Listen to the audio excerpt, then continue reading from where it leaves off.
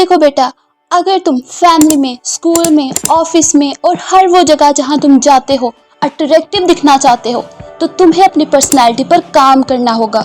हाँ, इस पर थोड़ा टाइम लगेगा, मगर बिना इसके तुम्हारी पर्सनैलिटी कभी आउटस्टैंडिंग नहीं लगेगी, है ना?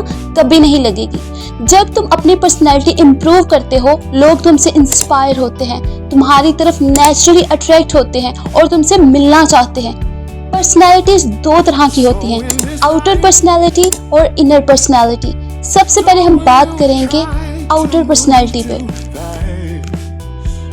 देखो बेटा, खुद को फिट रखो। फिट रहोगे तो एक्टिव रहोगे तो नेचुरली अट्रैक्टिव लगोगे। जब मैं आपकी एज में थी, मैं भी यही समझती थी कि पर्सनैलिटी का मतलब है branded dresses, shoes, glasses, heels, hair styles. But I was wrong, मैं गलत थी। मेरी तरह लाखों बच्चे यही सोचते हैं कि पर्सनैलिटी का ये मतलब है।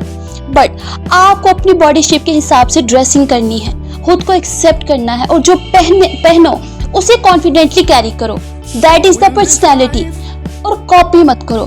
देखो बेटा, जब आप किसी को कॉपी करते हो तो आप अपनी यूनिकनेस को किल कर देते हो, क्योंकि आप में से हर बच्चा यूनिक है, हर इंसान यूनिक है और हर इंसान अपनी यूनिकनेस के साथ ही अट्रैक्टिव लगता है। जब आप किसी को कॉपी करते हो तो आप अपनी रियल आइडेंटिटी को खो देते हो।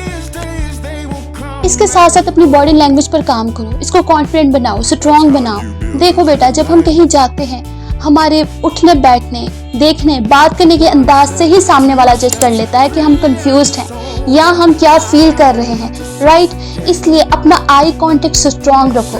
बात करने के दौरान इधर उधर या नीचे मत देखो, ठीक है? इससे लगता है कि आप सामने वाले की बात में इंटरेस्टेड नहीं हैं या फिर आप कंफ्यूज्ड हैं, आप वीक हैं। इससे आपकी पर्सनैलिटी दब जाती है। हाँ, अगर बात करने के दौरान आप कुछ टाइम के लिए इधर उधर देखते हैं तो इट्स ओके, बट अगर आप कंटिन्यूसली नीचे देखते हैं या इधर उधर देखते हैं तो ये आपकी पर्सनैलिटी को दबा देता है। इससे आपकी पर्सनैलिटी कभी अट्रैक्टिव नहीं लगती, इससे आप कभी स्ट्रॉन्ग नहीं लगते, राइट? तो इस वजह से अपनी बॉडी लैंग्वेज को स्ट्रॉन्ग रखो। और बेटा, अपनी कम्युनिकेशन पर काम करो, अपनी कम्युनिकेशन को स्ट्रॉन्ग रखो। ये बहुत मैटर करता है कि आप अपनी बात को कैसे डिलीवर करते हो। वो एक शेर है ना, कौन सी बात कैसे और कहाँ की जाती है, अगर हो सलीका तो हर बात की जाती है। आपके अल्फाज का चुनाव बहुत इंपॉर्टेंट है। देखो बेटा, जो बात करो उसको शॉर्ट करो और क्लियर अल्फाज में डिलीवर करो। लॉन्ग कन्फ्यूजन टॉक से लोग बोर हो जाते हैं, आपकी बात की वैल्यू नहीं रहती, लोग सुनते नहीं हैं। बात के दौरान पॉज लो, इससे इंटरेस्ट पैदा होता है, लोग आपकी बात को ज्यादा ध्यान से सुनते हैं। और काम टोन रखो, अपने वर्ड्स को वाइजली चूज करो और एक गुड लिसनर बनो।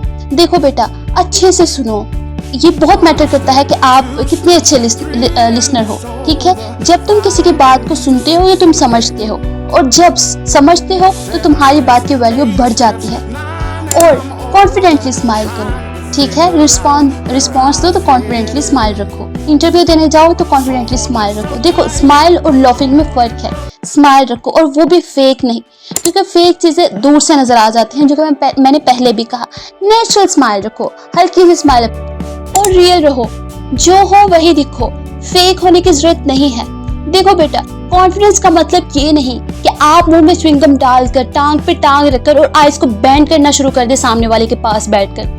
That is not confidence, that is over confidence. और ओवर कॉन्फिडेंस की वजह से आपकी पर्सनैलिटी कभी अट्रैक्टिव नहीं लगेगी। देखो बेटा, फेक चीजें नजर आ जाती हैं, हर कोई पहचान लेता है कि ये फेक हरकतें हैं, ये फेक चीजें हैं, ये फेक लैंग्वेज है, ये फेक एक्सेंट है, राइट?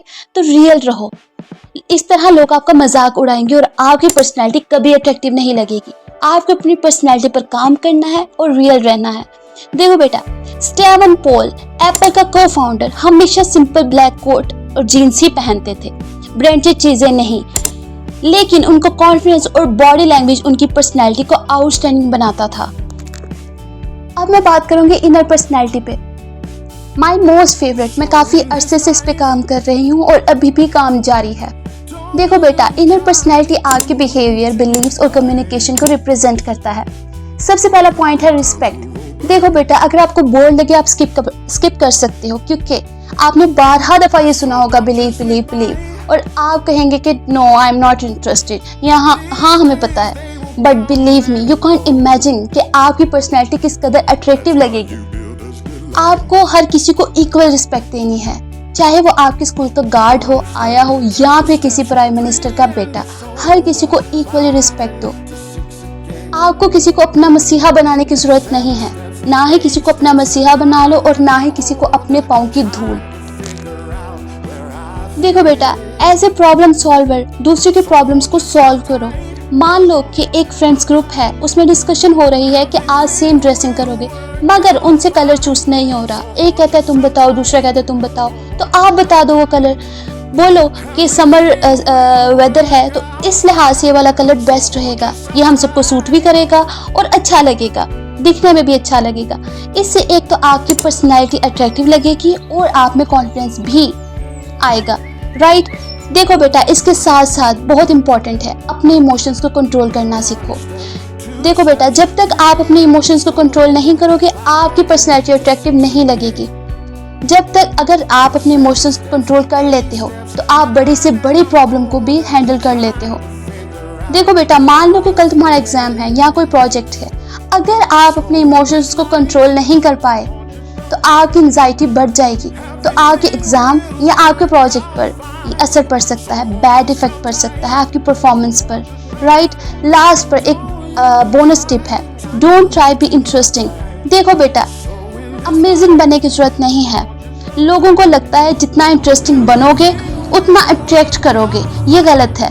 अमेजिंग दिखने के लिए ऊट पटांग हरकतें करने की जरूरत नहीं है।